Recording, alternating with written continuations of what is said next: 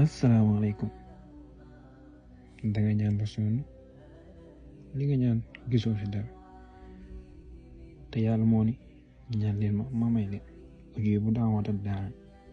izaa da'aani falyastajiibu li wal yu'minu bi la'allahum yarshuduun. yàlla moo ni ñaan leen ma may leen. amaana li nga xam ni danga koy ñaan mu nekk loo xamante ni lu xaraam la mënoo fexe ba ñaan bi nangu, wala mu nekk loo xamante ni dugal ci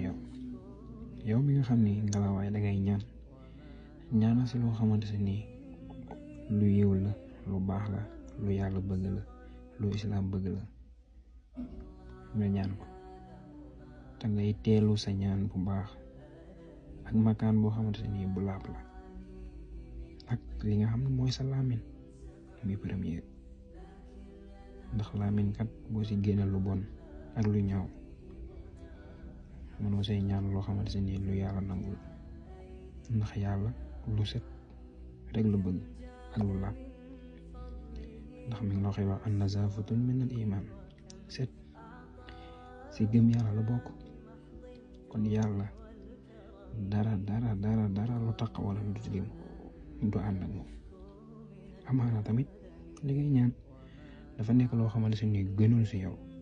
mu jencal la ko ba yow ma xiyam mu defal la ko ay yiw, ndax mi ngi wax ni wa asaa an tuhibbu shay'an wa huwa sharrun lakum. kon li ngay ñaan mën na nekk loo xamante ni du gën ci yow mu defal la ko ay yiw, wala mu sotti la ko leneen ak leneen loo xamante ni mën nga bañ a gis ñaan bi waaye ay yiw la koy defal. kon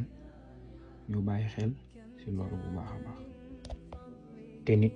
dañ ci sopp muy jëf li ngay ñaan nga koy jëfe li nga xam ne moo nekk ci yow